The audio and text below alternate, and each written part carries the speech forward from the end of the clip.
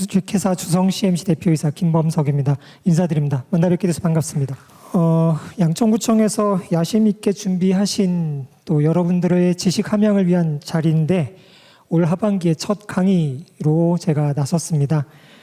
혹여나 오늘 강의가 별 도움이 안 된다 싶다 생각하시더라도 남아있는 강의에는 꼭 참석하셔서 좋은 지식을 습득하셨으면 하는 바람으로 시작을 하겠습니다. 여러분들 매스컴 통해 가지고 최근에 재건축 재개발에 관련된 정책을 완화시키겠다, 좀 더 빨리 추진시킬 수 있도록 정책 방향을 제안하겠다라는 얘기 많이 들으셨죠? 그래서 그 내용들을 좀 종합해서 최근 동향이 어떤 취지로 또 어떤 정책들이 변경이 되고자 하는지에 대한 내용을 여러분들하고 한번 같이 살펴볼까 합니다.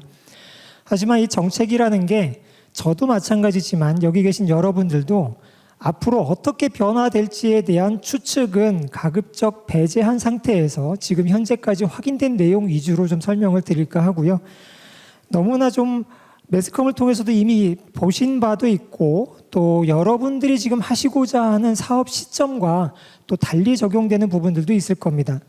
그래서 가급적이면 딱딱한 내용보다는 여러분들이 사실상 재건축, 재개발 사업을 하시는 과정에서 실무적으로 어떤 영향이 있는지 좀 그런 내용부터 살펴볼까 합니다. 우선 주택 정책이 그동안 어떻게 변경되어 왔는지에 대한 변천사를 간단히 살펴볼 텐데요. 그 이후에 실제 지금 매스컴을 통해서 발표되고 있는 특히나 88 부동산 정책이라든지 그런 내용들의 주요 내용들을 한번 살펴보겠습니다. 그리고 그런 제도가 바뀌거나 향후에 어떤 정책들이 변경될 소지가 있는지 또 그런 것이 여러분들이 사업을 하는 데 있어서 어떤 영향을 미칠 건지에 대해서 한번 살펴보고 마무리하도록 하겠습니다. 자, 그동안 관련 법령들이 많이 바뀌었습니다.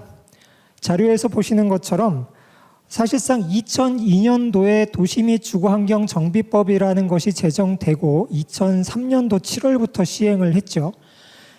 크게 보면 2003년도 7월 1일 도시 및 주거환경 정비법이 시행되기 전까지의 제도와 그 이후의 제도가 확연히 틀립니다. 그 전에는 재개발 사업, 재건축 사업이라는 공식적인 그 제도 자체가 사실상 미비한 상태에서 각각의 법률로 구분되어 있었습니다. 과거 62년도부터는 도시재개발법이라고 해서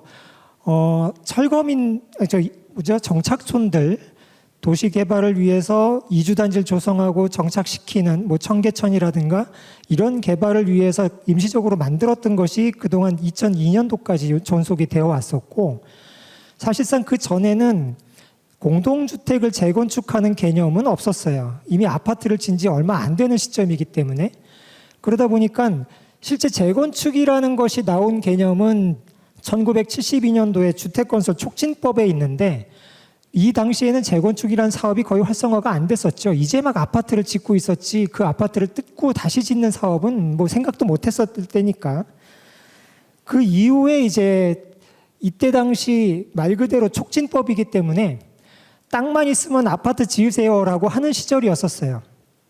근데 72년도에 짓다 보니까 2000년도 들어와서 노후화되고 다시 한번 지어야 되는 재건축이 이제 요구사항들이 빗발치게 되다 보니까 과거에 주택건설 촉진법에 있는 조합 설립 방식으로 재건축을 시행해 왔었는데 말씀 드린 것처럼 주택건설 촉진법이라는 거는 가급적이면 규제를 피해 줄게 땅만 있으면 아파트를 지어라 라는 촉진의 개념이기 때문에 너도 나도 할 것 없이 전부 재건축 사업을 한다고 하니 뭔가 규제가 필요하겠다라고 해서 도입된 것이 2002년도에 제정된 도시 및 주거환경 정비법입니다. 그래서 지금 여러분들이 재건축 재개발 사업을 하게 되면 도시 및 주거환경 정비법의 적용을 받아서 사업을 하게 되는데 이 법이 시행되고 나서부터도 여러 가지 요구사항이 있었어요. 2005년도 당시에 그때 국회의원 나온다 그러면 전부 다 뉴타운 사업을 공약으로 들고 나왔었죠.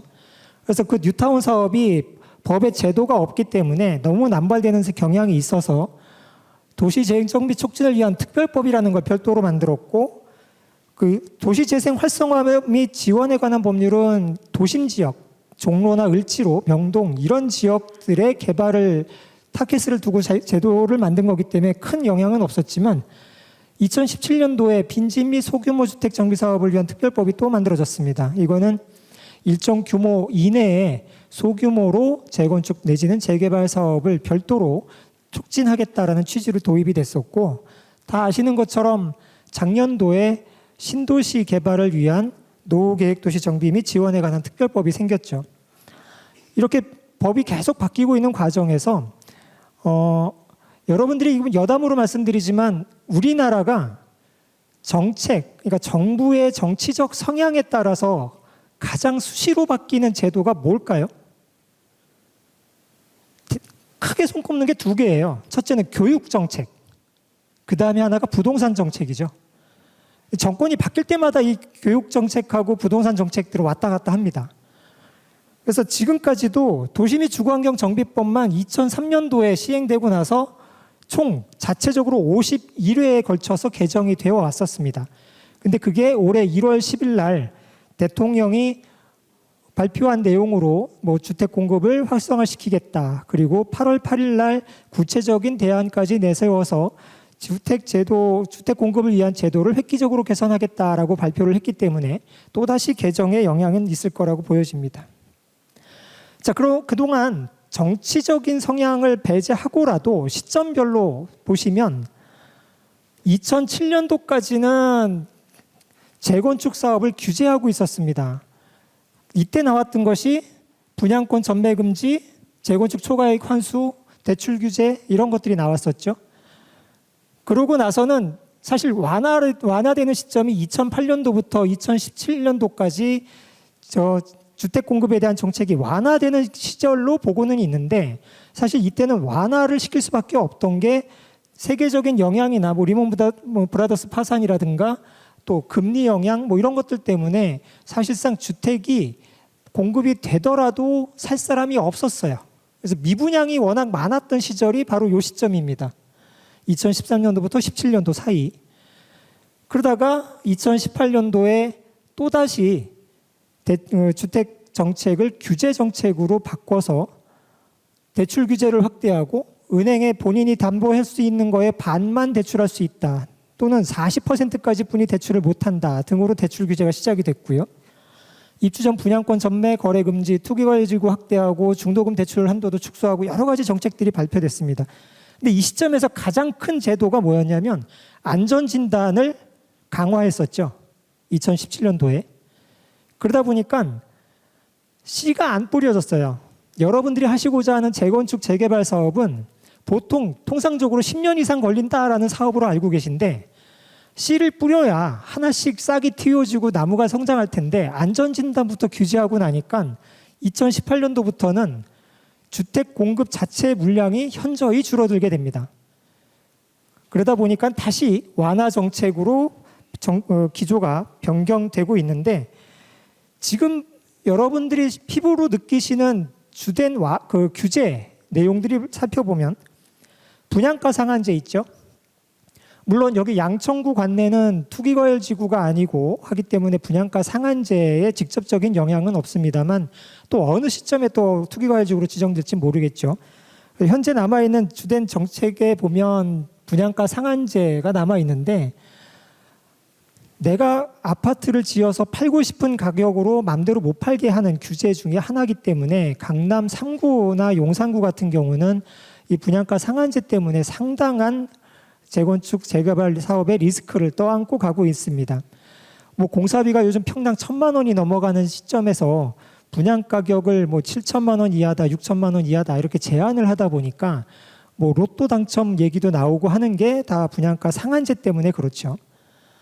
다음에 또 살펴볼 수 있는 게 재건축 초과이익 환수입니다. 이거는 여러분들 양천구 내에서 사업을 하시더라도 똑같이 적용이 될 텐데, 물론 재건축에서만 적용되고 있죠. 작년에 일부 완화가 되긴 했지만 다들 요구하는 건 폐지를 해달라라는 얘기입니다. 재건축을 함으로 인해서 예측되는 내 사업, 개인적인 재산 가치 증식에 대해서 과세 형식으로 부담금을 별도로 책정을 해서 환수하는 제도인데, 그나마 제도가 바뀌어서 과거에는 뭐 5천만 원 이하, 3천만 원 이상 뭐 이렇게 이익이 남는다라고 추정이 되면 과세를 했었죠. 근데 현재는 8천만 원을 초과하는 개발 이익이 발생할 것으로 예상될 때만 부과를 하게 되는데, 단위 구간별 과세 기준도 바뀌었고, 또 오랫동안 보유하고 계신 분들에 대해서는 10%부터 70%까지 완화해서 부과를 면제해주는 제도까지는 생겼지만, 궁극적으로는 많은 단체에서 재건축 초과 이익은 중복된 과세이고 또 미실현 이익에 대한 과세이니까 이건 없어져야 마땅하다라고 얘기들을 하고 있습니다. 아직까지 또 남아있는 제도 중에 조합원 지위 양도 제한이 있습니다. 투기과열지구가 아닌 서울시 수도권 과밀 억제권역 내에서는 조합원의 지위를 맘대로 사고 팔 수 있도록 하고 있지는 않아요. 특히나 과밀 억제권역 내에서는 여러분들이 투기과열지구가 아니더라도 만에 하나 한 개 구역 내에서 두 개를 갖고 있다. 내가 물건을 101호, 102호 두 개를 갖고 있다. 라고 하더라도 그 중에 하나를 조합 설립 인가 이후에 마음대로 매도를 하시기가 곤란합니다. 무슨 뜻이냐면 내가 두 개를 갖고 있으니까 조합 설립된 이후에 내가 아파트 두 개를 받을 수 있겠지라고 생각하시면 오산이고요. 한 채뿐이 못 받습니다. 물론 1+1이라고 해서 두 채를 받을 수 있는 조건이 있지만 그거는 요건에 충족돼야만 가능한 거고요. 또 두 채를 받더라도 중과세되고 있는 게 현실입니다. 그러다 보니 두 개 갖고 있던 물건 중에 하나를 팔겠다라고 생각하실 수 있는데, 팔더라도 산 사람이 독립적인 조합원 지위를 가지지 못합니다. 산 사람하고 공동소유 관계로 해서 하나의 분양권만 인정하는 제도가 현재까지도 남아있죠. 거기에 이제 투기과열지구다라고 하면 함부로 팔질 못합니다. 조합 설립 인가 이후에 매수한 자는 조합원 지위가 없습니다. 물론 일정 요건을 갖춘 사람한테 양수한 자는 조합원 지위를 인정받을 수 있지만 일반적인 사례에서는 조합원 지위를 함부로 양수하지 못한다라는 제도가 현재까지도 남아 있습니다. 그리고 분양 자격 제한도 남아 있죠. 역시 투기과열지구 내에서는 한번 재건축 사업이나 재개발 사업 관리 처분으로 분양권을 취득하신 분은 같은 투기과열지구 내에서 다른 일반 청약이든 다른 조합이든 분양권이 5년 동안 제한됩니다. 그런 제도도 아직 남아 있어요.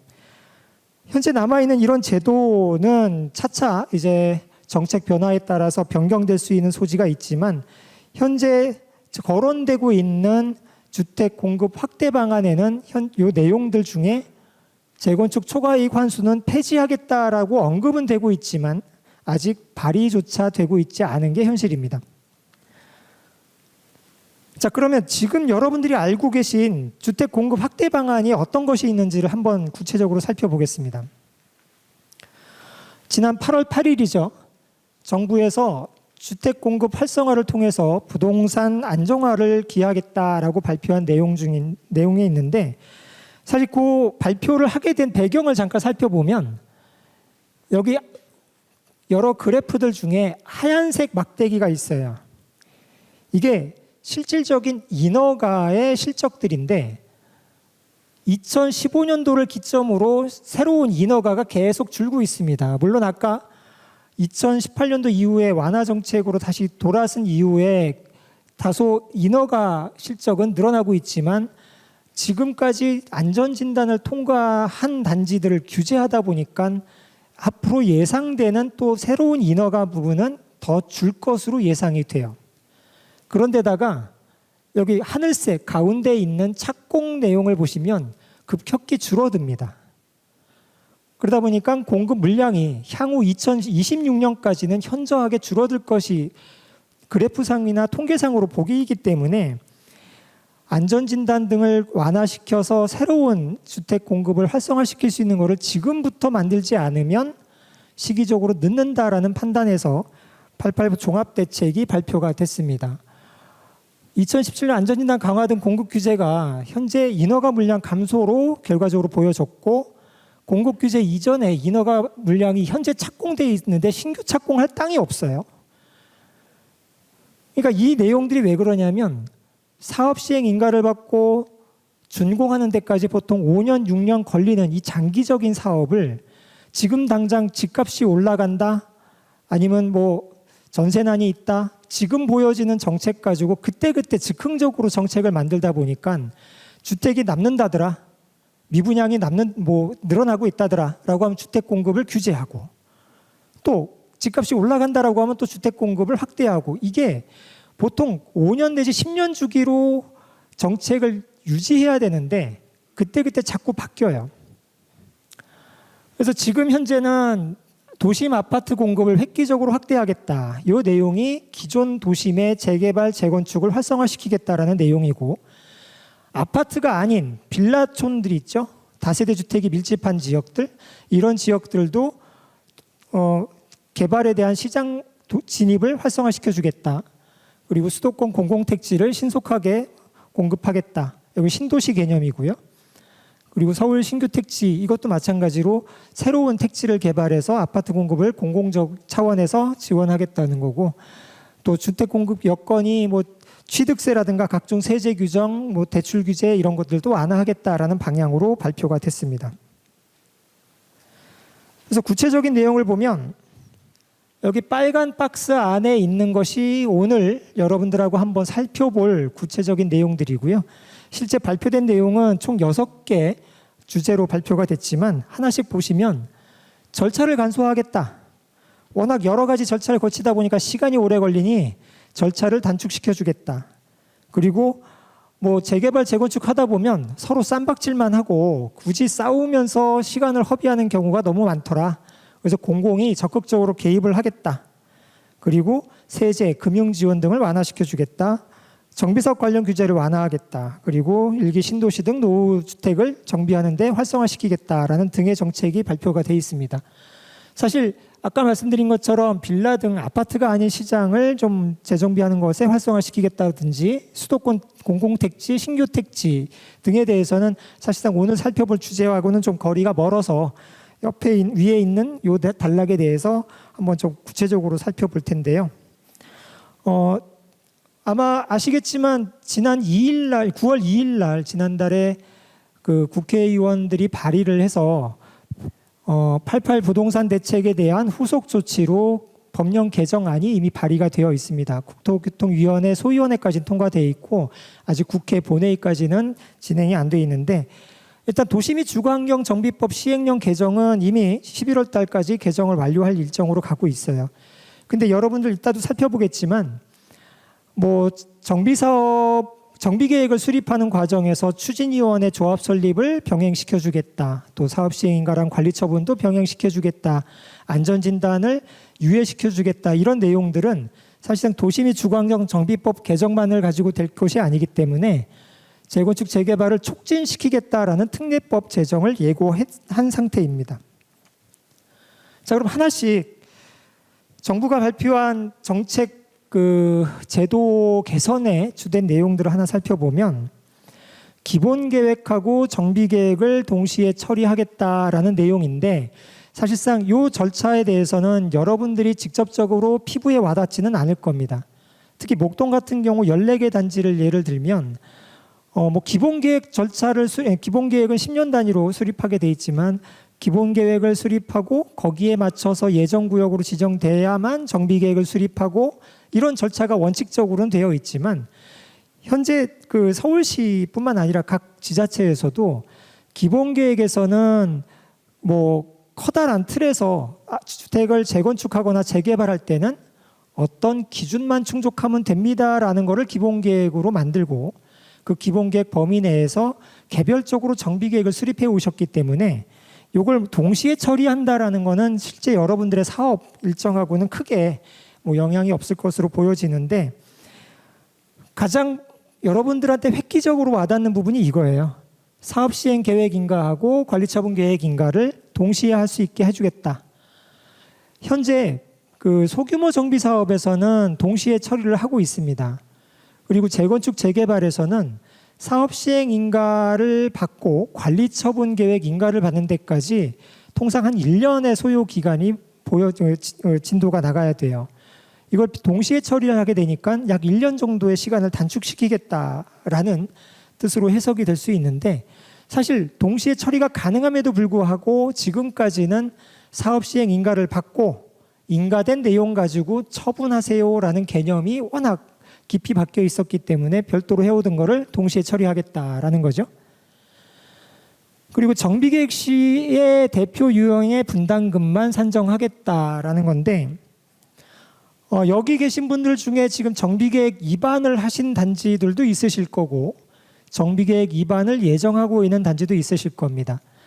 재작년 11월 달에 법이 바뀌면서 정비계획이라는 걸 수립할 때 토지 등 소유자 개별 분담금을 산출해서 고시하라고 되어 있어요.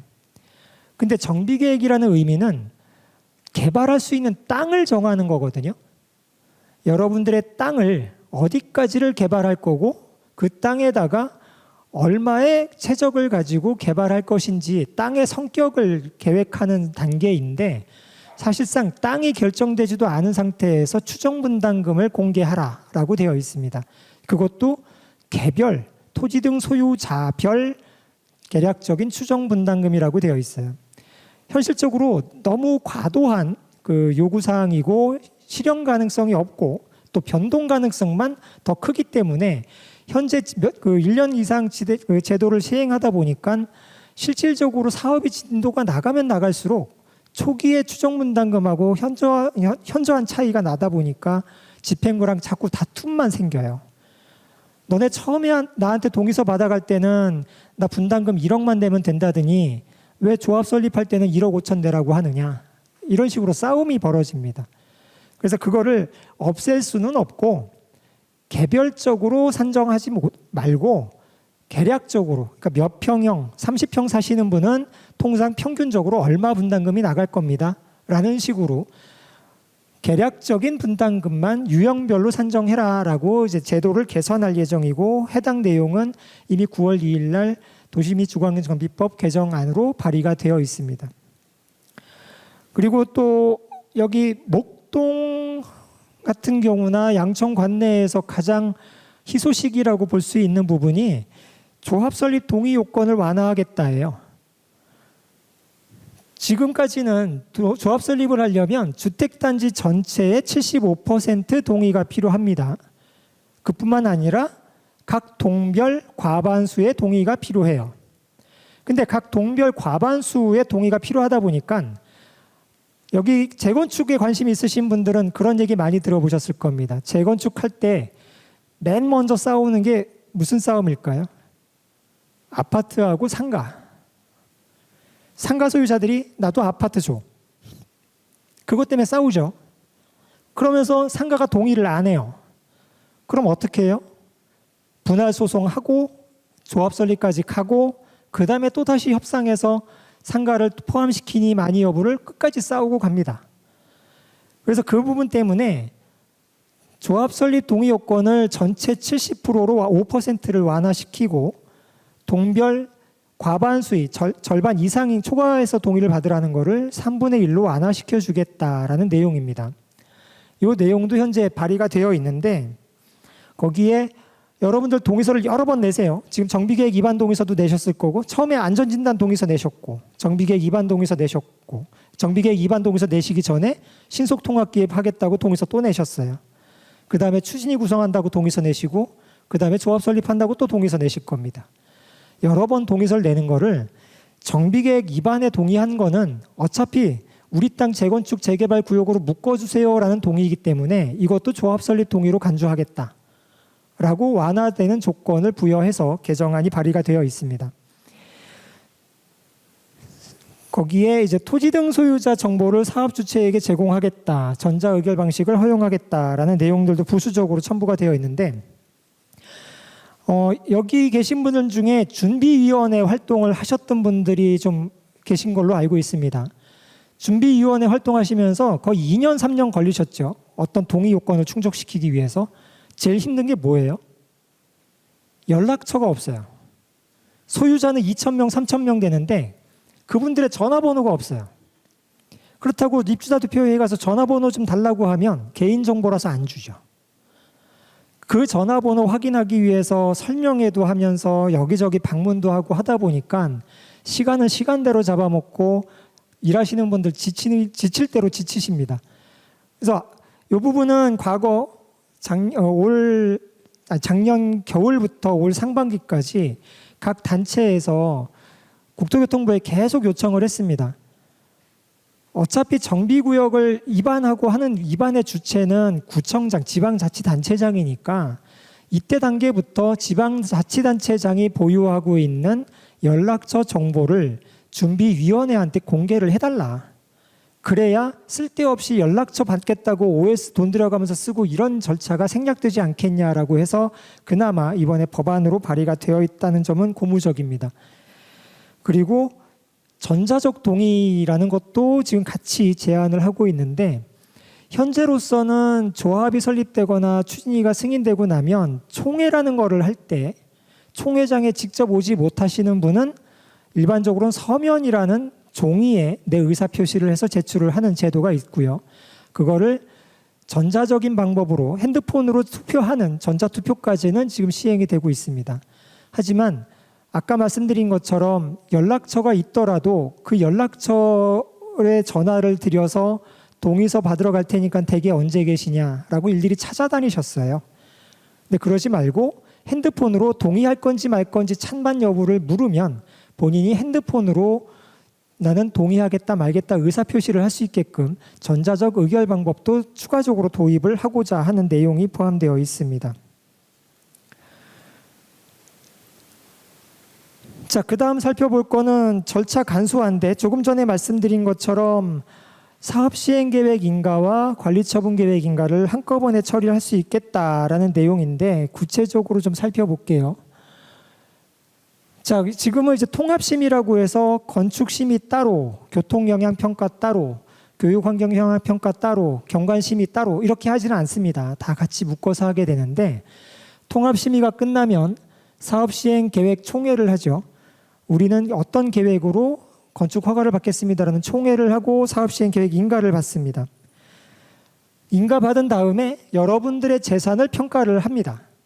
사업시행계획 인가 고시일자 기준으로 여러분들이 출자하시는 토지 및 주택에 대한 건물에 대한 평가를 이때 하게 되고 그 평가된 내용을 여러분들한테 통지하고 여러분은 홍길동 씨는 기존 재산이 20억으로 평가받았습니다. 앞으로 지어질 거에 몇 평형 가시겠습니까? 라고 묻는 분양신청 절차를 거칩니다. 분양신청이 끝난 걸 가지고 관리처분계획 총회를 하고 관리처분계획 인가를 받는데 관리처분계획이라는 거는 여러분들이 출자하신 재산 가지고 새로이 분양받을 주택 또는 시설물을 어떤 거로 배정을 할 거며 그 배정받은 것을 차익이 생길 경우에 어떻게 돈을 납부하거나 환급받고 하는지를 결정하는 게 관리처분인데 이 단계를 거치다 보니까 사업인가 받는데 거의 통상 1년 내지 1년 반이 걸려요. 그리고 관리처분하는데 보통상 1년 정도의 소요기간이 필요했었습니다. 근데 그거를 심의가 끝나면 바로 평가를 먼저 해라. 그리고 평가한 걸 가지고 사업계획 총회를 하기 전에 분양신청을 먼저 받아서 사업계획하고 관리처분계획을 동시에 인허가를 해주겠다라는 내용으로 바뀌고 있습니다. 그래서 약 1년가량의 소요기간이 단축될 것으로 기대를 하고 있는데 아직 법이 통과되지는 않은 상태예요. 앞으로 여러분들이 기대하셔야 될 부분이긴 한데 내용을 보시면 재영향 소방 성능 설계 특별건축구역 지정 등에 대해서는 현재 통합심의에 제외되어 있습니다. 이런 것들도 심의할 때 한꺼번에 해라. 자꾸 심의마다 다 따로따로 개별 심의를 하니까 자꾸 바뀌어요. 그래서 그걸 한꺼번에 심의하라는 내용에 좀 더 포함되는 내용을 추가했고요. 그리고 관리처분계획 인가를 하기 전에는 관리처분계획에 대한 타당성 검증이라는 거를 한국부동산원을 통해서 검증을 받고 있습니다. 현재. 그래서 여러분들이 관리처분을 해서 나는 홍길동 씨한테 몇 평형을 줄 거고 거기에 나는 차액은 어떻게 배분할 겁니다라는 관리처분계획을 수립하면 관리처분 타당성 검증이라는 걸 받게 되는데 이 타당성 검증 기간이 상당히 오래 걸려요. 보통 60일, 90일 이렇게 오래 걸립니다. 그래서 그거를 인가를 신청해 놓고 나서 그 기간을 기다리지 말고 인가가 신청되기 전이라도 먼저 검증을 먼저 받으세요. 라고 검증 시점을 좀 단축시켜주는 법안도 지금 현재 진행 중이고요. 그리고 2주 완료 전에 철거 심의를 진행하는 부분도 현재 개정 예정입니다. 여러분들은 이제 관리 처분이 끝나면 2주를 하시게 되는데 2주 끝나면 바로 집을 부시고 빨리 착공했으면 좋겠다라고 생각들을 하세요.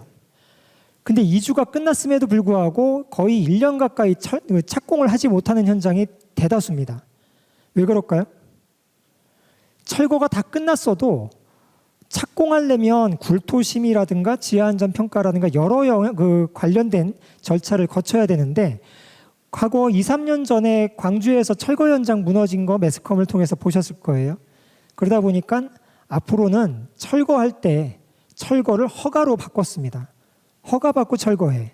허가받을 때 어떻게 철거할 건지 기존 주택에 대한 구조안전 검토해오고 철거 계획서를 제출해서 허가를 받아야만 부실 수 있도록 하고 있어요.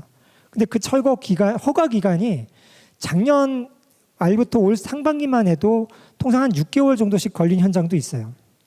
그래서 2주가 끝났다 할지라도 함부로 철거를 할 수가 없었습니다. 근데 2주가 완료돼야만 철거에 대한 사전적인 검토를 진행을 했었는데 지금은 2주 끝나기 전이라도 이걸 먼저 해라. 병행시켜줄게 라는 거로 제도가 지금 바뀌고 있는 중이고요. 그리고 관계기관 이견 조정을 위한 합동조정회의 신설이라는 게 생겼는데 여러분들이 지금 보시는 것처럼 여러 단계를 단축시키고 절차를 간소화시키더라도 실제 이 재건축이나 재개발 사업의 조합 업무를 해보신 분들은 가장 불필요한 시간 허비가 어디서 생기냐면 인허가 관청하고의 협의예요. 특히 여러분들도 지금 접하시고 계실 거예요. 정비계획을 수립하려고 해도 구청 의견 틀리고 시청 의견 틀려요. 또 같은 구청 내에서라도 공원과 관련된 부분은 공원을 이쪽에 두세요. 또 도로와 관련된 부서에서는 도로를 그쪽에 두세요. 부서별로도 싸워요. 그래서 그 의견을 조율하는 데 시간이 상당히 오래 걸렸습니다. 그래서 그거를 조율이 안 되면 중재를 해주겠다. 어느 게 합당한 건지 중재를 해주겠다라는 제도도 도입이 될 예정입니다. 그래서 그 내용을 좀 더 살펴보면 공공관리 강화라고 돼 있어서 공공관리를 강화하고 분쟁을 신속하게 조정하겠다, 검증 체계를 강화시키겠다 등에 대한 제도도 추가적으로 보여지고 있는데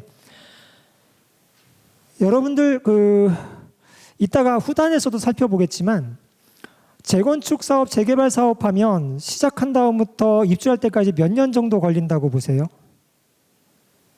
10년 이내 생각하시는 분 있으세요? 보통 12년, 15년 이렇게 생각하세요? 이따 살펴보겠지만 지금까지 사례로는 15년 정도 걸렸어요. 근데 이 사업 기간 중에 제가 처음 여기서 강의할 때 재건축 정비 사업의 절차를 제가 설명드렸는데 대부분 한 단계 넘어갈 때마다 거의 1년씩 교과서대로 가도 1년씩 사업 기간이 소요되는데 더 많은 사업 기간을 잡아먹는 게 뭐냐 하면 조합장 자르겠다. 시공사 바꾸겠다. 이거예요.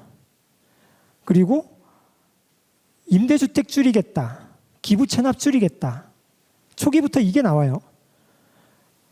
근데 가장 빠른 거는 규제에 편승하는 거예요. 규제가 있으면 그 규제에 편승해서 가셔야 되는데 규제뿐만 아니라 내부적으로도 누가 하든 간에 사업은 정해져 있는 방식대로 갈 수밖에 없는데도 불구하고 홍길동이가 조합장 하는 거는 못 보겠어.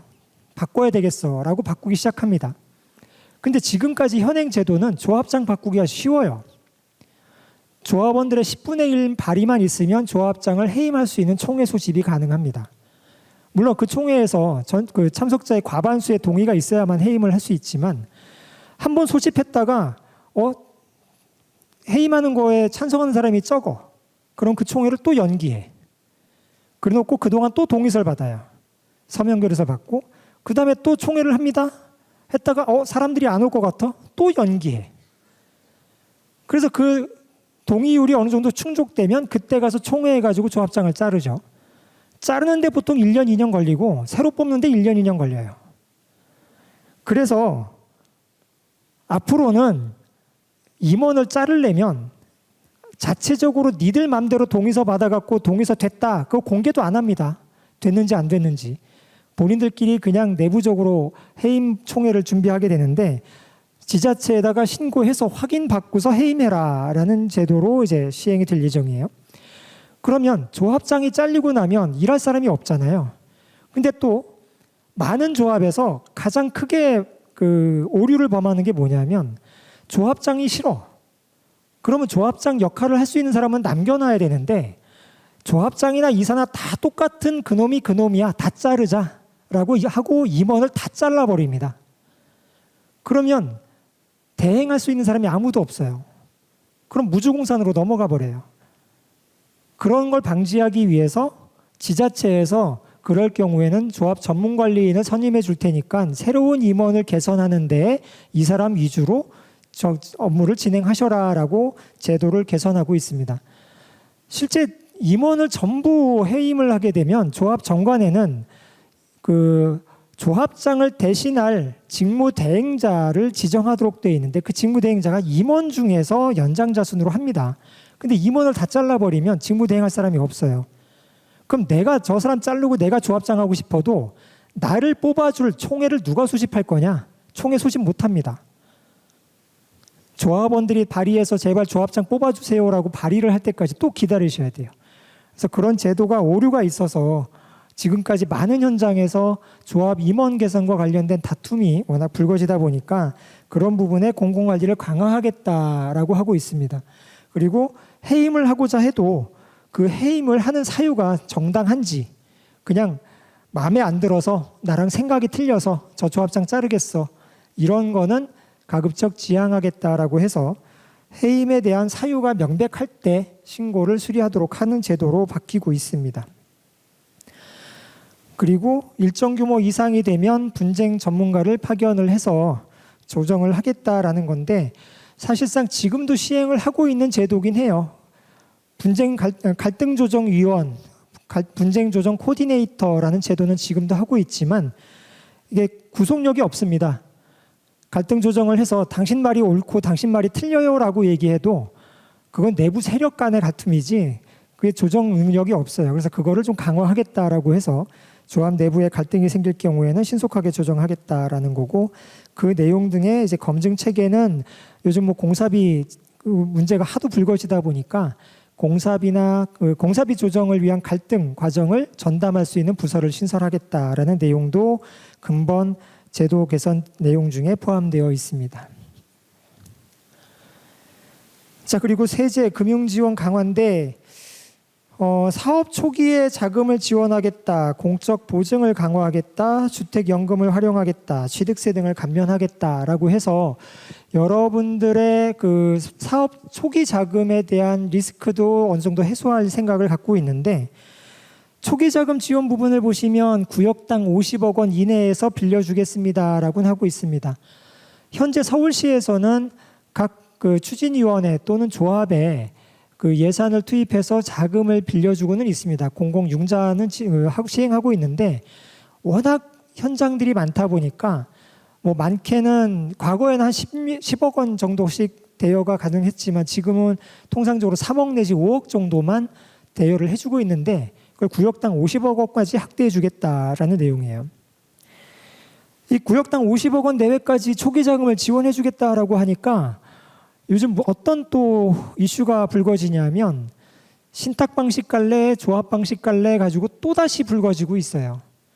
여러분들이 뭐 보시기에는 신탁 방식을 먼저 택하시는 조합들 그 집행부를 보면 우리 뭐 초기 자금이 부족하니까 소유자들한테 돈 걷기는 좀 뭐하고 하니 신탁사들한테 초기 자금을 받아서 사업을 시행하자라는 취지로 하고 있는데 물론 승인받은 추진위원회 또는 조합이 아니기 때문에 신탁사한테 도움을 받긴 하지만 승인받은 추진위원회 또는 조합이 구성되고 나서는 사실상 신탁사한테 자금 조달을 요구할 이유가 사라진 거예요. 각 구역별로 50억 원까지 지원해 주겠다고 하니까 그래서 지금 또다시 이제 신탁 방식과 조합 방식이 갈등을 겪고 있는 내용 중에 하나가 이런 이슈가 있긴 한데 오늘 다룰 내용은 아니니까 간단히 짚어보고 넘어가도록 하겠습니다. 자, 그리고 그 다음에 공적 보증을 강화하겠다. 요거는 실제 사업을 하게 되면 여러분들이 시공자를 뽑게 되는데 시공자를 뽑더라도 공사를 착공하고 나서부터 여러분들이 공사 대금을 못 주십니다.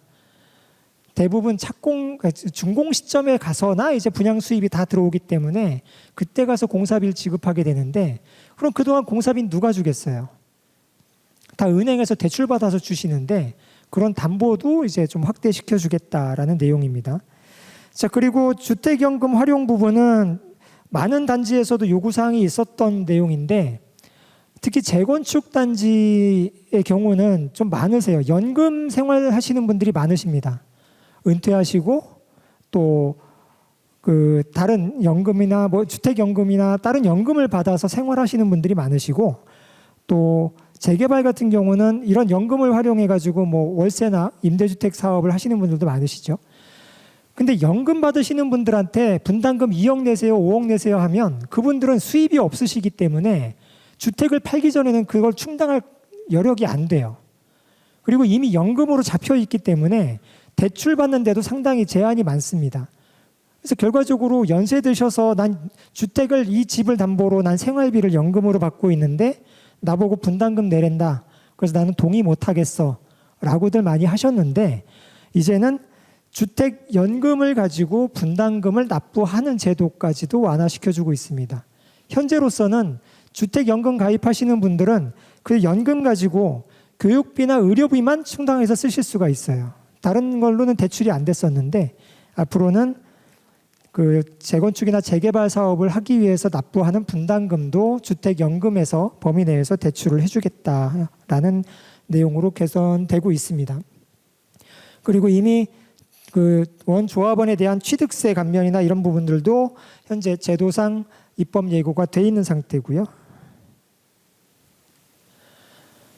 그리고 여러분들 제일 관심 있는 게 용적률이죠. 아까 제가 잠깐 말씀드렸지만 사업 초기 단계에서 시간을 가장 많이 허비하는 것이 정비계획 수립 과정에서 이견 충돌입니다. 아까 예를 든 것처럼 구청하고 이반권자인 구청 그리고 수립권자인 시청의 의견 차이도 조율하기도 힘든데 거기에 각 부서별로도 이견 차이가 생겨요. 근데 그뿐만 아니라 소유자분들하고 정책 위반하는 그 인허가권자하고도 의견 충돌이 있습니다. 감히 제가 여기서 여쭤봐도 기부 체납 줄이고 용적률 많이 올리고 싶으시죠? 욕심이 다 그래요. 기부 체납은 하기 싫어. 많이 안 하고 싶어. 근데 용적률은 최대한 많이 받고 싶어. 근데 기부 체납 좋아. 용적률 좋아. 대신 임대주택은 또 안 짓고 싶어.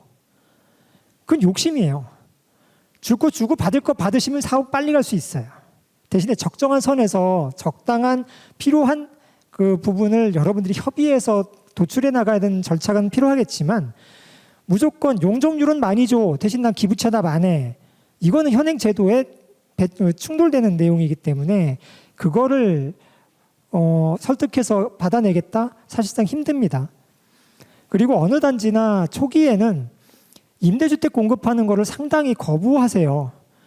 여러분들 많이 아시는 그 아크로 리버파크, 원베일리 거기도 사업 초기에는 집행부하고 맨날 싸웠던 게 임대주택 수 줄여라. 이거 갖고 맨날 싸웠습니다. 왜 우리 단지에 임대주택 짓냐? 근데 지금 가서 사는 집에 가서 보세요. 임대주택 개념이 없으세요, 거기는. 지금 사는 동안에 임대주택이 어딘지 관심도 없어요. 실제 임대주택에 와서 거주하시는 분들이 본인들보다 더 좋은 차 타고 다녀. 왜냐하면 임대주택도 공급을 그냥 저소득층한테 공급하는 게 아니라 일정 금액 이상, 주변 시세의 80% 범위 내에서 임대주택 그 임대료를 낼 수 있는 능력이 있는 사람들을 모집해서 그 공급하기 때문에 그 한간에 생각하는 아주 저소득층이 들어와서 사는구나라고 하는 개념하고는 틀리거든요. 근데 그거를 초기에 임대주택이 싫어, 용적률은 많이 줘갖고 싸우시는데 일단은 그런 싸움이 분명히 보이기 때문에 그 주택 공급 활성화를 위해서 일단 용적률은 올려줄게라고 하고 있어요. 역세권 내에서는 390%까지, 그리고 역세권이 아닌 지역은 330%까지 올려주겠다. 근데 절대 공짜로는 안 올려줍니다. 그래서 임대주택도 좀 완화는 했어요. 재개발의 경우에는 재건축의 경우 우리가 기부 체납, 땅을 기부 체납하든 현금을 기부 체납한 거 외에 법적 상한인 300% 내지는 330%까지 간다면 그 증가되는 용적률의 절반을 임대주택으로 내줬는데, 그거를 기존 25% 임대주택 제공, 그러니까 절반만 낼 거를 15% 정도만 내도 330%까지 허용하겠다는 거로 완화는 시켜주고 있습니다. 그리고 임대주택 인수 가격을 현실화시켜주겠다는데, 이거는 재개발의 경우는 이미 시행령이 개정이 됐어요. 근데 여러분들이 살펴볼 게 뭐냐면 평당 공사비가 지금 800만 원, 900만 원, 1000만 원대 하고 있어요. 근데 재건축을 하신다면 여러분들은 거기 재건축하면서 지어지는 임대주택은 평당 600만 원, 700만 원에 팔아야 돼요. 공사비보다도 안 되죠. 근데 그거를 좀 더 현실화시켜서 지금 수준의 한 1.4배 정도까지 현실적인 금액으로 매수하겠다라고 되어 있는데, 재개발에서 얘기하는 임대주택과 재건축에서 얘기하는 임대주택은 약간 차이가 있다는 걸 말씀을 드리면, 재개발 주택은 의무적으로 공급하라고 하는 임대주택이기 때문에 그거는 건축물 가격, 표준 건축비하고 토지 가격을 같이 팔아요. 땅을 같이 파는데, 재건축을 하면서 용적률을 높이기 위해서 만들어지는 임대주택은 땅은 기부 체납합니다. 건물 가격만 줘요. 근데 아까 말씀드린 것처럼 평당 공사비 800만 원 갖고 지었는데 매각 금액이 평당 700만 원에서 매각을 해라 라고 하면 거기서 손해보잖아요. 근데 그 손실이 얼마나 더 크냐면, 지하 주차장은 그냥 줘야 되잖아요. 그러니까 지하 주차장까지 하면 임대주택을 팔면 팔수록 손해예요. 재건축을 함에 있어서. 그렇기 때문에 그 부분도 공급 물량을 줄여주겠다, 가격도 현실화시켜주겠다라고 제도가 지금 개정 중에 있습니다. 그리고 정비계획을 수립하면서 가장 충돌되는 부분이 공원 면적인데, 여러분들이 1000세대의 아파트를 신축하겠다라고 하면 3000제곱미터의 공원 면적이 필요합니다. 세대당 3제곱미터, 약 1평 정도의 공원을 만들어야 돼요. 근데 그게 너무 과도하다. 근데 공원법에 따르면 그걸 완화시켜 줄 수 있는 근거가 없어요. 근데 이번에 그 제도 개선을 통해서 세대당 확보해야 되는 공원 면적도 좀 축소해 주겠다라고 지금 검토 중에 있고요. 그리고 전용 면적 85제곱미터 공급 의무 비율 폐지도 포함되어 있습니다. 이 내용은 뭐냐면, 제가 알기로도 목동 단지 중에 대형 평형이 좀 많은 단지들이 있고 소형 평형이 더 많은 단지들이 있어요. 여러분들이 재건축을 하시게 되면 전체 건립을 1000세대 건립하겠다라고 계획을 수립하시면 1000세대 중에 600세대 이상은 국민주택 규모 이하로 지으셔야 돼요. 약 34평 이하로, 약 600세대 이상을 34평 이하로만 져야 됩니다. 더 큰 평형을 짓고 싶어도 더 큰 평형은 40% 이내에서만 지어야 돼요. 이러다 보니까 대형 평형을 선호하는 단지에서는, 야, 우리는 기존의 대형 평형이 이미 60%인데 왜 우리 평수를 줄여서 가라고 얘기하느냐라는 충돌이 생깁니다. 그래서 법에서도 보면 국민주택 규모 이하인 약 34평 이하를 무조건 60% 이내로 이상 지어 라고는 하고 있지만, 만약에 이걸 안 지키면 대형 평형을 더 많이 져도 돼. 하지만 대형 평형은 일반 분양 못합니다 라고 되어 있어요. 그래서 여러분들이 나는 34평이 아니라 40평, 50평을 갈 거야 라고 생각하시는 분들이 더 많다면 그분들한테 그 더 많은 만큼의 공급을 해드려야 되니까 국민주택 규모 이하 60%를 못 지킬 수 있는데, 그렇게 되면 34평을 초과하는 40평, 50평, 60평을 넘는 아파트들은 조합원님들이 무조건 가져가셔야 됩니다. 그거 남는다고 해서 일반 분양을 하지 못해요. 근데 나는 60평 가고 싶어 라고 했다가 기껏 설계해가지고 인허가 다 받고 나서 처분하려고 했더니 자식들이 다 시집장가 가서 나 혼자 살아. 그래서 나 24평 갈래. 나 60평 포기할래. 그러면 60평이 남잖아요. 그거 일반 분양을 못 해요. 그럼 어떻게 해야 돼요? 그걸 없애고 30평으로 쪼개는 설계 변경을 또 해야 돼요. 근데 또 설계 변경을 했더니 다른 사람이 사갖고 와서 난 대형 평형 갈래. 그러면 또 설계 변경하실 거예요. 그래서 그런 제도 때문에 대부분의 조합들이 국민주택 규모 이하를 60% 이상 짓는 계획을 수립하게 되는데 이 의무 비율도 폐지하겠다라고 하고 있습니다.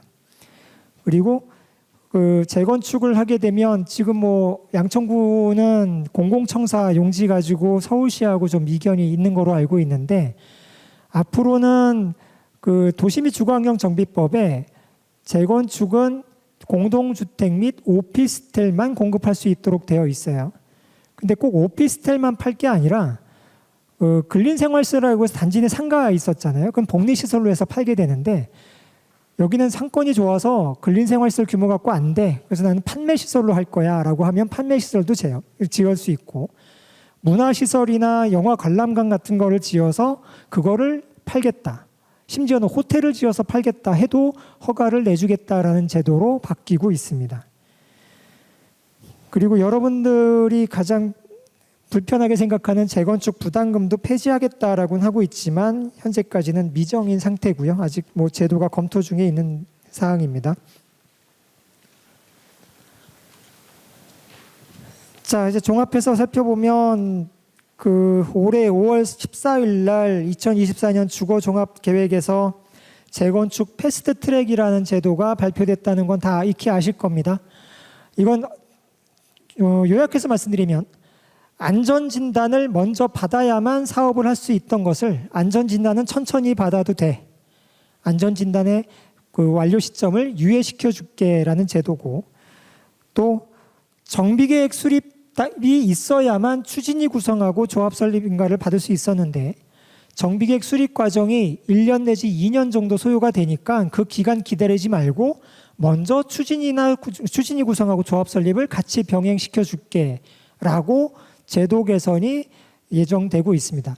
해당 내용은 사실상 안전진단과 관련된 내용들도 포함하고 있기 때문에 이거는 아마도 도시 및 주거환경 정비법 개정뿐만 아니라 특례법 제정이 있어야만 좀 실효성이 있을 거라고 보여지는데 현재 11월 달 중에는 좀 방안을 구체적으로 발표할 것으로 보여지고 있습니다. 좀 더 살펴보면 지금까지는 안전진단이 통과돼야만 정비계획이라는 걸 수립을 해줬어요. 그리고 정비계획이 고시가 돼야만 추진위를 구성하든 조합을 설립하든 신탁사를 지정하든 그런 행위가 가능했습니다. 그래서 절차법이라고 얘기 들으셨죠? 한 단계 한 단계씩만 가능했었는데 이것을 안전진단은 사업시행계획 인가 받을 때까지만 안전진단 통과시켜도 됩니다라고 해서 면제는 아닙니다. 면제되는 거는 신도시계획과 관련된 특별법에서만 면제이고 현재 결혼되고 있는 거는 사업시행계획 인가 전까지만 안전진단을 받으라고 유예를 시켜주는 거고요. 또 아까 말씀드린 것처럼 추진위 구성하고 조합 설립하는데 약 2년 정도가 소요되고 있습니다. 통상적으로. 근데 정비계획 수립하는데도 신속통합기획하고 정비계획 입안 제안하고 심의받고 하는 것도 2년 정도 걸려요. 그러니 그 같은 2년 기간 동안 정비계획은 정비계획대로 가고 추진위 구성이나 조합도 병행해서 가자라는 제도로 획기적으로 바꾸려고 하고 있습니다. 근데 아직 구체적인 방안을 만들지 못하는 게 실무적으로는 상당히 좀 검토돼야 될 내용들이 많아요. 왜냐? 정비구역이라는 게 빨간색으로 도면상에 여기가 재개발 구역입니다. 여기가 재건축 구역입니다라고 빨간색 테두리가 그어져야 동의받을 수 있는 사람이 정해져요. 그렇죠? 우리가 조합을 설립할 수 있는 토지 등 소유자의 권한이 빨간색 범위 안에 들어와야만 우리가 조합 설립 동의서 내세요, 추진위 구성 동의서 내세요 할 거 아닙니까?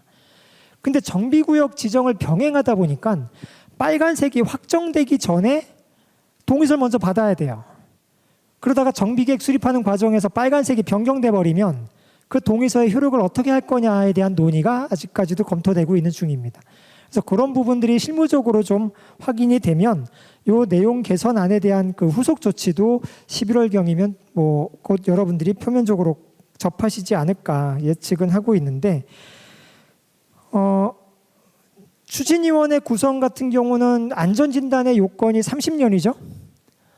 준공은 30년이 경과되면 안전진단을 할 수 있기 때문에 추진위 구성도 안전진단 병행과 함께 30년 되면 일단 추진위부터 만드세요. 정비계획 입안부터 같이 하세요.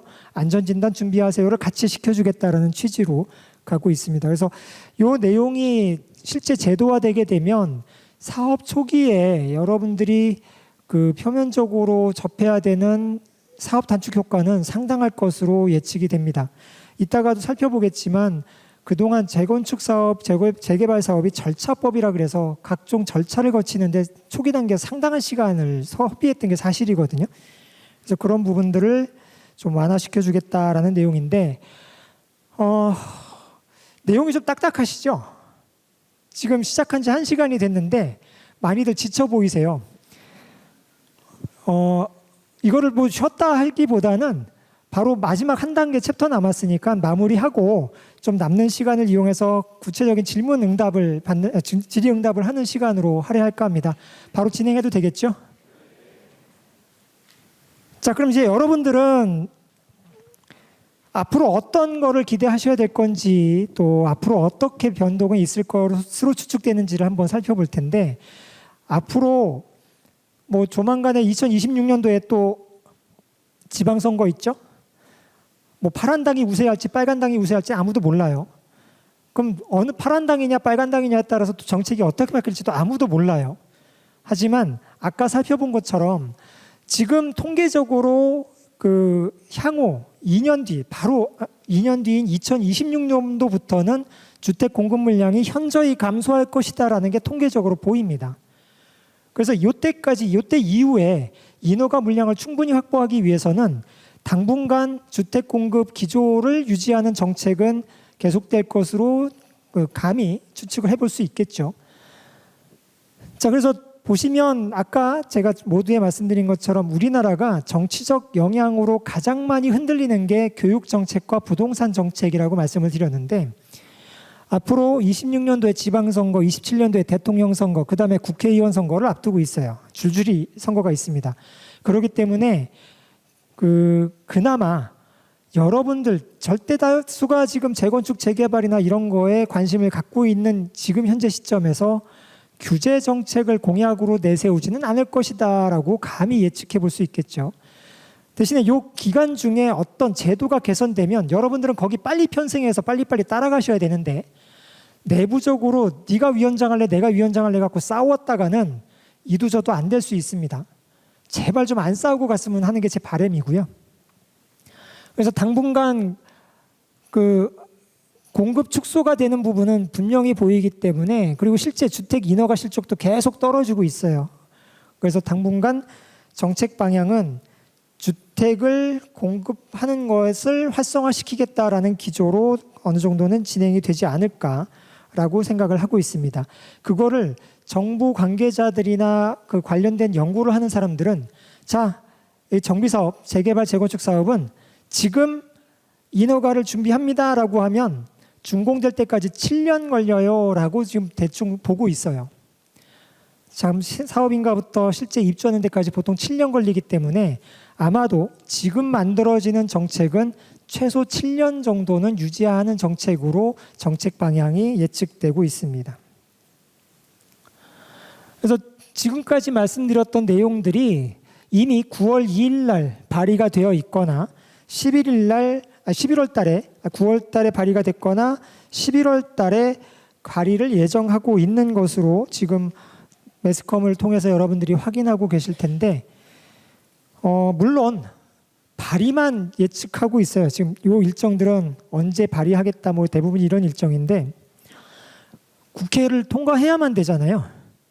그래서 국회를 통과할 수 있는 계기가 과연 될까? 지금 워낙 그 다툼들이 많은 상태에서 언제 통과를 할 수 있을지는 미지수지만, 그래도 감히 주택 공급을 활성화시키겠다라는 거를 나서서 반대하기는 힘든 분위기가 아닐까 예측을 해봅니다. 자, 요 표는 제가 처음 여기서 여러분들 앞에서 강의 드릴 때 보여드렸던 표인데 이 표를 다시 한번 되짚어 보면 자, 정비구역 지정하는데 통상 2년 반 내지 3년 정도가 걸려왔었습니다. 실제 잠실 주공 5단지 같은 경우는 지금 7년째 정비계획하고 7년 만에 정비계획 고시를 받았고요. 은마 아파트 5년 넘게 걸렸고요. 신박포 4차 아파트 지금 4년 되고 있어요. 그만큼 정비계획 지정하는데 오랜 시간이 걸립니다. 그 오랜 시간의 대부분은 어디서 까먹냐? 여러분들하고 인허가권자하고 용적률 올려달라, 임대주택 줄여달라 이거 갖고 싸우는데 1년, 2년 허비합니다. 그 기간이 지나면 추진위 구성하고 조합 설립하는데 1년 반 정도 걸리고요. 시공자 선정하는데도 1년 정도 걸려요. 계약까지 체결하는데. 그 다음에 사업시행계획인가 각종 심의를 받고 인가받는데 1년 반. 관리처분하는데 1년. 이주하고 철거하는데 1년. 근데 지금 계속 늘어나고 있는 추세고요. 공사하는 데 있어서 기존에 35층이 일반적이었죠. 35층 공사기간이 보통 30개월, 34개월 정도 했었습니다. 근데 지금은 같은 35층인데 시공사들이 입찰 제한할 때 공사기간을 얼마로 하냐면 44개월 내지 46개월 정도 봐요. 거의 1년 이상 늘어났습니다. 근데 만약에 여러분들이 35층이 아닌 49층 하겠다, 70층 가겠다 하면 그만큼 공사기간도 또 늘어나겠죠. 그래서 완료될 때까지 보면 강남 3구 108개 현장을 전체 조사를 했더니 안전진단부터 준공하는데 15.07년이 걸렸습니다. 15년 넘게 걸렸어요. 그리고 추진위원회부터 조합 설립하는데 4.77년 걸렸습니다. 5년 가까이 걸립니다. 그래서 아까 제가 지금까지 정부에서 발표한 88 부동산 정책이나 패스트트랙 이 네 부분 이런 초기 단계의 사업 기간을 단축시켜 주겠다라는 거에 주안점을 두고 있다라는 건 이미 들으신 내용과 같습니다. 자, 그러면 은마 아파트 조합 설립하는데 20년 걸렸거든요. 아무리 정책이 절차를 단축시켜 주겠다, 뭐 제도를 완화시켜 주겠다 하더라도 가장 많은 시간을 잡아먹는 건 내부 다툼이에요. 예를 들면 뭐 서울은 아니지만 저기 남양주의 모 아파트는 지금 20년째 자기들끼리 파가 세 파로 나눠져 가지고 싸우고 있습니다. 근데 거기는 이주가 다 나갔어요. 철거까지 끝났어요. 근데도 싸워요. A라는 사람이 내가 조합장에서 사업을 끌고 나가겠습니다라고 하면 B라는 사람하고 C라는 사람이 연대해서 A를 자릅니다. 그래서 B가 또 조합장 되면 A하고 C가 또 연대해서 B를 잘라요. 그러다 보니까 거기는 조합 전체가 지금 경매에 들어가 있어요. 거기는 제도가 안 돼서 싸울까요? 시간이 오래 걸릴까요? 은마 아파트 제도가 미비해서 20년 걸렸을까요? 아니에요. 내부적인 다툼 때문에 20년씩 걸려요. 조합장 한 번 바꾸면 아까 말씀드렸죠. 바꾸는데 1년, 새로 뽑는데 1년 걸려요. 시공사 바꾸는 거 마찬가지예요. 누가 했든 똑같은 제도에서 진행될 거라고 하면 제대로 갈 수 있게끔 관리 감독하는 게 우선이지 자르고 보자라는 거는 절대적으로 좀 지양하셔야 될 부분인 게 각 시간별로 많은 시간을 허비하는 게 요 사업 단계, 특히 이주 나가기 전까지는 제도적으로는 교과서대로만 가시면 요 기간을 절대 넘지 않습니다. 근데 그것도 완화시켜준다고 하고 있어요. 그러니 내부적으로 집행부가 누가 됐건 난 저 사람이 싫어 이런 반대를 하실 이유 없이 사업은 가고 일단 정하실 필요가 있는 거예요. 근데 그 좀 아쉬운 부분은 지금 모든 정책들이 사업 초기 단계에만 집중되어 있습니다. 안전진단을 완화시켜 주겠다. 정비계획 수립하는 절차를 추진위 구성이나 조합 설립까지 병행시켜 주겠다. 사업인가 관리처분을 병행시켜 주겠다. 사업 초기 단계에 대해서만 국한되어 있습니다. 하지만 여러분들이 사업하면서 가장 많은 돈이 지출되고 가장 많은 금융 리스크가 발생되는 시점이 이주 철거부터예요. 이주 나가시는 시점부터는 아마도 그 전까지는 1년에 한 번 2, 3억 사업비 쓰겠다라고 해도 이주 나간 다음부터는 하루에 1, 2억씩 이자 나갈 거예요. 그런 데도 있어요. 그만큼 이주가 개시된 부터는 사업 기간에 따라서 여러분들의 금융 손실이 어마어마하게 불어나는데 아쉬운 거는 2주 이후에 여러분들이 준공해서 입주하시는 데까지 기간을 단축시킬 수 있는 제도적인 방법이 없다라는 겁니다. 지금은 계속 늘어나고 있어요. 그게 또 제도상으로 어디서 철거하다 무너지니까 철거도 심의받고 허가받아라 하고 있어요. 또 2주가 다 끝나서 철거하기 전에 성면을 제거해야 되는데 옆에 학교가 있으면 학부모들이 피켓 들고 시위합니다.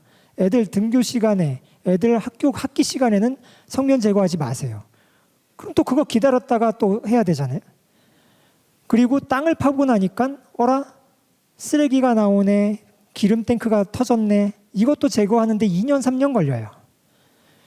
그리고 기껏 착공을 했더니 콘크리트 타설하는 시간 7시 전에 하지 마 하고 카메라 들고 감시합니다. 옆에 동네 사람들이. 그래놓고 그걸 위반하면 공사 중지 일주일. 그러다 보니까 공사 기간이 계속 늘어나요. 그래서 여러분들은 앞으로 사업하실 때 향후 여러분들 실질적으로 주머니에서 돈 나가기 시작하는 시점부터는 사업 기간은 점점 더 늘어날 것이다. 그러니 초기 단계에서 최대한 줄일 수 있는 시간은 단축시키자라는 마인드를 가지고 사업을 좀 바라봐 주셨으면 하는 바람을 말씀을 드립니다. 그래서 그런 구체적인 사례를 한번 살펴보면, 여러분들 레미안 첼리투스 많이 들어보셨죠? 그 용산변에 보면 멋지게 딱 직각형으로 커튼홀로 마감되어 있는 아파트가 있어요. 렉스 아파트를 재건축한 단지가 레미안 첼리투스인데, 렉스 아파트라고 해서 과거에 5층짜리 아파트는 73년도에 준공을 했습니다. 그리고 2015년도에 입주를 첼리투스로 바꿔서 입주를 했죠.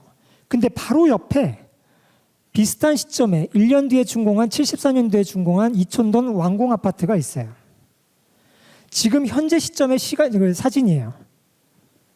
첼리투스는 이미 진작부터 재건축 사업을 시행을 해서 지금 첼리투스라는 아파트에서 생활을 누리고 있습니다.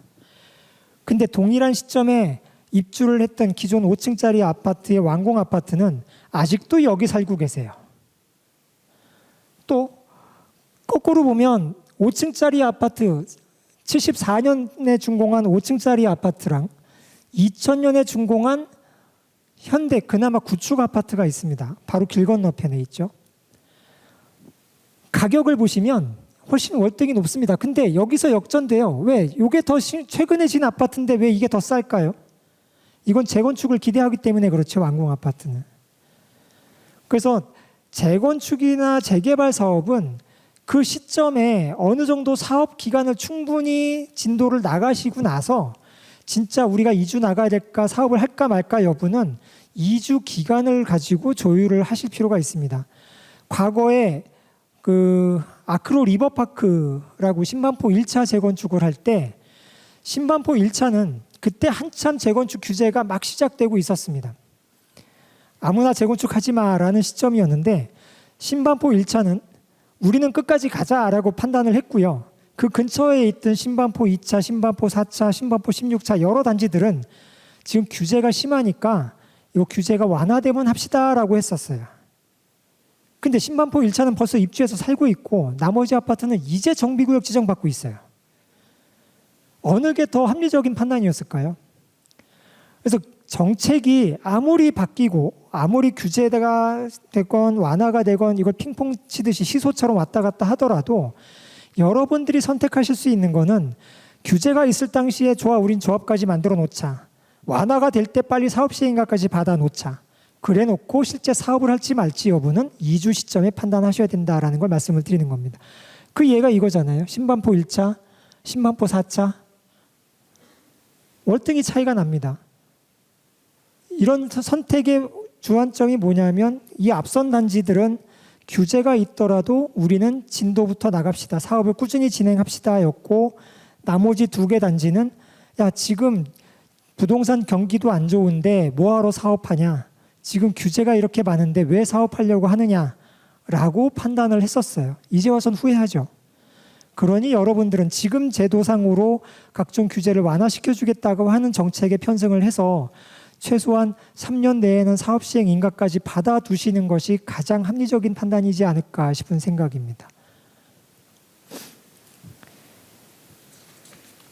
일단 뭐 제가 지금 말씀드리고자 하는 내용은 여기까지인데 제가 좀 여러분들이 느끼시기에 사실 피부로 와닿는 내용보다는 그냥 뭐 매스컴에서 봤던 내용이고, 아니면 우리는 아직 안전진단도 안 받았는데, 아니면 우린 정비구역까지 들어갔는데 서로 시점의 차이 때문에 관심도에 대해서는 좀 이제 반반 상쇄되지 않을까 싶은 생각이 있습니다. 하지만 제가 오늘 이 자리에서 여기 계신 분들한테 뭐 이런 내용들, 제가 지금 말씀드린 내용들은 자료에도 있지만 수시로 매스컴을 통해서도 정책 변화는 충분히 접하실 수 있어요. 근데 정비 사업을 현장에서 직접 시행하고 있고 실무를 띄고 있는 저희 입장에서는 아무리 좋은 제도가 있어도 내부적인 다툼 때문에 그 제도를 헛되이 하는 경우를 다반사로 보기 때문에 그런 불상사가 없이 합심해서 여러분들이 어떤 사업 목적을 이룰 수 있도록 조금이나마 도움이 되고자 하는 차원에서 말씀을 드렸습니다.